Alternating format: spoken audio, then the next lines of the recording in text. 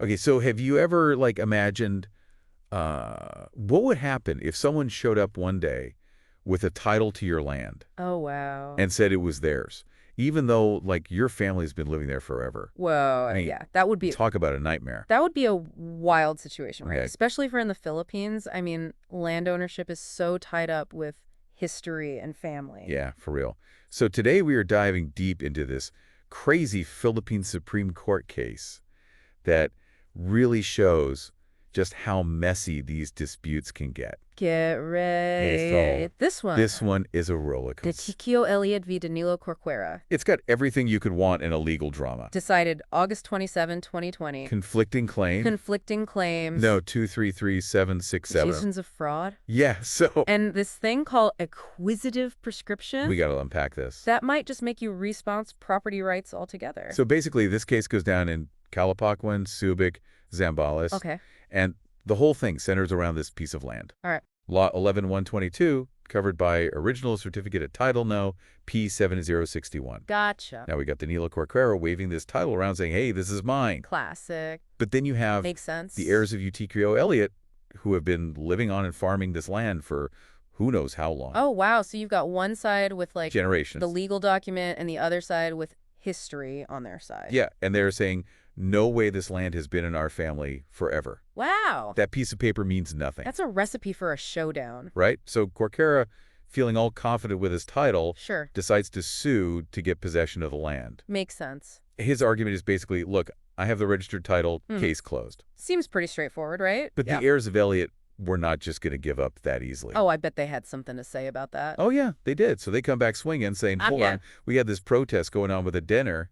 Right? The Department of Environment and Natural Resources. Yeah, the dinner are questioning if Corcuera's title is even legit. Interesting. So they're basically challenging the validity of the title itself? They were claiming that he got it through some shady business. Ooh, that adds a whole other layer to this. Right, so now it's not just a property dispute. Yeah. It's like a full-blown legal thriller. Now we're talking. And guess what? The trial court actually sided with the heirs of Elliot at first. Really? Yeah, they took into account how long they'd been living on the land. Right. And they also looked at what the dinner had found about Corcuera getting the title. Makes sense. So it sounds like they were really considering the bigger picture. Exactly. But hold on. Oh, there's more. This case goes all the way to the Supreme Court. Oh, boy. Here we go. So, things got complicated. I was about to say, this is just getting started. The Court of Appeals actually overturned the trial court's decision. Really? Yeah, they basically said, look, a registered title carries a lot of weight. Yeah. But the heirs of Elliot, they weren't giving up. Good for them. They appealed, and the case ended up in the Supreme Court's hands. So what did the highest court in the land have to say about all of this? Well, you're going to have to wait until after the break to find out. Oh, come on. You can't leave us hanging like that. I got to keep you coming back for more. All right. Fair enough. I guess we'll have to wait and see what the Supreme Court decided. But I have a feeling this is going to be good. Oh, it definitely is. So make sure you stick around for the rest of this deep dive. Can't wait. Okay, so the Supreme Court, they end up siding with the heirs of Elliot. Wow, no kidding. And their reasoning is, like, super interesting. I bet lay it on me. They brought up this legal thing called res judicata. Res judicata. Now that sounds fancy. Yeah, it basically means break that down for us. You can't keep arguing the same thing in court over and over. So like once a decision is made, that's it. You can't just keep bringing it back up. Exactly. It's like the court saying, we already dealt with this, move on. Okay, makes sense. So how does that apply to this case? Well, it turns out was there like a previous case or something? there was actually another case before this one with the same people and the same land. Oh, wow, really? And in that case, the court had already said the heirs of Elliot were the rightful owners. So the Supreme Court was basically like, look, we already decided this years ago. Yeah, case closed. No need to rehash it. But there's more. Oh, there's always more with these legal cases. They also bring up this other legal principle called acquisitive prescription. Okay, acquisitive prescription. Now that one I've definitely heard before, but That's a tricky one. I could use a refresher. What is that all about again? So basically, it's a way to legally become the owner of a property. Okay. Even if you don't have a title. Wait, really? So you're telling me you can own land without a title? Yeah, if you can prove you've been possessing it openly and peacefully Oh, for a certain amount of time. that's pretty wild. I mean, I guess it makes sense though, right? Like if someone's been living on a piece of land and treating it as their own for years and years, Right. maybe they should have some claim to it, even if the paperwork's messed up. Exactly. And that's exactly what happened in this case. The Supreme Court said the heirs of Elliot, they met the requirements for acquisitive prescription. So they were living on the land openly, Yeah. using it, and no one was really disputing it. Right. And they've been doing this for a long time. So the court basically said their actions spoke louder than any piece of paper. Exactly. So even though Corcuera had that title, the heirs' history with the land was just too strong to ignore. That's pretty powerful, actually. I mean, it's like saying that sometimes the reality of the situation Right. matters more than what's written down on a document. Yeah, it's like the law recognizing that sometimes the way things are on the ground Right. is more important than what some piece of paper says. That's a really interesting takeaway from this case, for sure.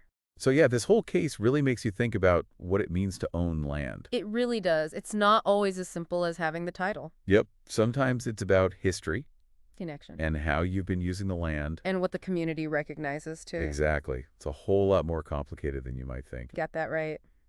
So what do you think about all this? I'm still processing it all, to be honest. Yeah, it's a lot to take in, but that's what we do here on the Deep Dive. We dive deep into these complex issues and try to make sense of it all. Exactly. So if you're enjoying this conversation, make sure to hit that like button And subscribe to the channel.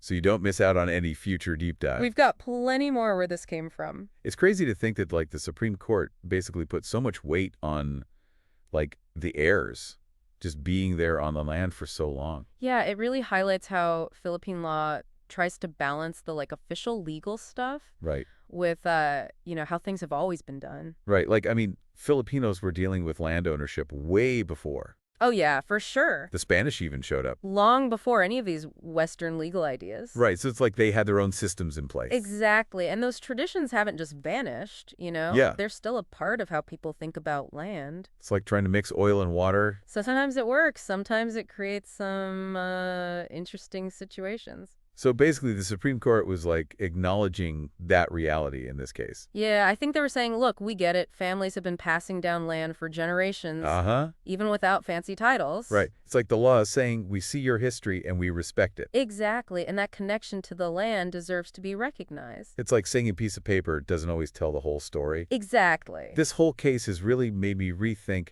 like what it means to own something. It definitely challenges our assumptions. It's not always just about like having the right paperwork. It can be about so much more. Yeah. It's about history and culture. And those personal stories that are tied to the land. Like the land almost becomes a part of who you are. It's part of your family's legacy. Right? It's why. It's a reminder that the law is constantly evolving. Yeah. Trying to keep up with the real world. And finding ways to be fair to everyone. To balance all those different interests and perspectives. Wow, we've covered a lot of ground in this deep dive. We really have. From crazy legal battles to complex legal principles. To the history of land ownership in the Philippines. It's been a journey. And hopefully our listeners have learned a thing or two along the way. Or at least had their minds blown a little bit. That's always the goal.